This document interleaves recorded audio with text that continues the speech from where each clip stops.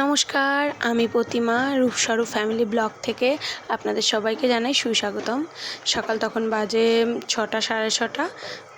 ঘুম থেকে উঠে পড়লাম। রান্নাঘর একদম গোছানো নেই, আখের গুড়টা ভিজানো ছিল রাত্রেবেলা, সেটাই রেখে দিলাম ওটা হাজব্যান্ডের জন্য। আমি একটু ব্রাশটা করে নিয়ে তারপর সমস্ত কাজ করব। ঘর ঝাড় দেবো, রান্নাঘর পরিষ্কার করব, মুছবো সাবান দিয়ে, তারপরে রান্নাবান্না করব।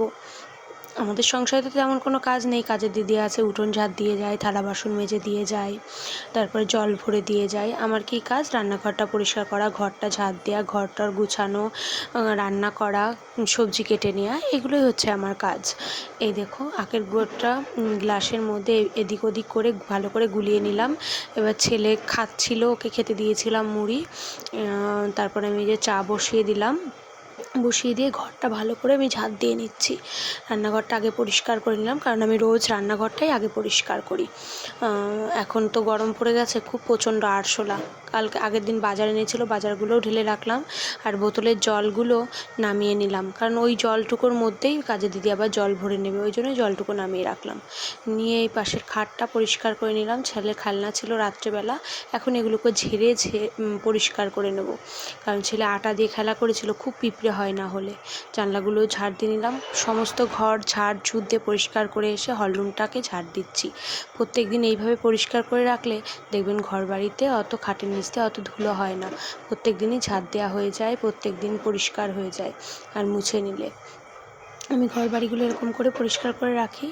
আমার ভিডিও ভালো লাগলে প্লিজ সাপোর্ট করবেন, তাহলে আরও ভিডিও করার উৎসাহ থাকবে যদি আপনারা সাপোর্ট করেন। এদিকে আমি ঘরটার ঝাড় দিয়ে নিচে, আমরা তো দোতলায় থাকি, নিচের তলায় গিয়ে সিঁড়ি ঝাড় দিয়ে পরিষ্কার করে এসে ছেলের রুটিটা দুধ দিয়ে ভিজিয়ে দিলাম, আর এদিকে চাল দিয়ে দিলাম। দিয়ে ওই পাশে ডাল সিদ্ধ বসিয়েছিলাম, কলাইয়ের ডাল আর মুসুর ডাল একসঙ্গে। তারপর আলু ভেজে নিলাম। আলু ভেজে নিলে ওই কড়াইতেই তেল দিয়ে তেজপাতা আর পাঁচফোড়ন দিয়ে মুগ ডাল দিয়ে দিলাম, কারণ লাউ ঘন্ট করব। ওদিকে লাউ দিয়ে ডাল করব, আর এই লাউ ঘন্টটা করব, আর আলু ভাজা, ব্যাস এইটুকুই খাবার, নিরামিষ। এবার লাউ ঘন্টটাই দেখো হয়ে গেল। একটু সামান্য চিনি দিয়ে দিলাম, কারণ একটু মিষ্টি মিষ্টি হলে ভালো লাগবে। লাউ ঘন্টটাকেও নামিয়ে নেব। নামিয়ে নিয়ে এই কড়াইটা ধুয়ে এই কড়াইতেই দিয়ে দেবো ডাল সম্বরা, কারণ হচ্ছে এই কলাইয়ের ডাল সম্বরা দিতে আমার লাগবে তেজপাতা, পাঁচফোড়ন, শুকনো লঙ্কা লাগে, কিন্তু শুকনো লঙ্কাটা নেই বাড়িতে। বুঝে নিত মধ্যবিত্ত পরিবারে যখন যে জিনিস থাকে না সেটা হাটবারের দিনই আসে। এবার এই ডালটাকে সম্বরা দিয়ে নিলাম, বেশ একটু গাঢ় গাঢ় করে, থকথকে গাঢ় গাঢ় করে লাউ দিয়ে ডালটা নামালাম।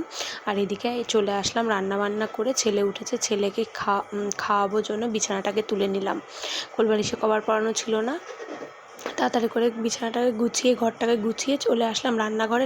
মাইক্রোওভেনের উপরে মাইক্রোওভেনটাকে মুছে এইটা কাচতে দিয়েছিলাম, শুকিয়ে গেছে, নিয়ে এসে পেতে নিলাম।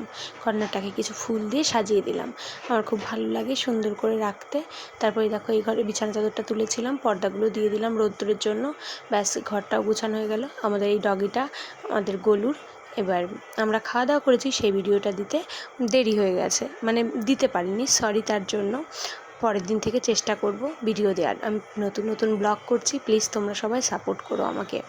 এদিকে ছেলেকে আমি পড়াচ্ছিলাম, ছেলের ঘুম পেয়ে গেছে পড়তে পড়তেই, ছোট বাচ্চা তবুও তার ঘুম পেয়ে গেছে। তাই আমি বলছিলাম, হ্যাঁ এখন পড়তে পড়তে তো ঘুম পাচ্ছে, একটু পরেই তো লাফিয়ে বেড়াবি।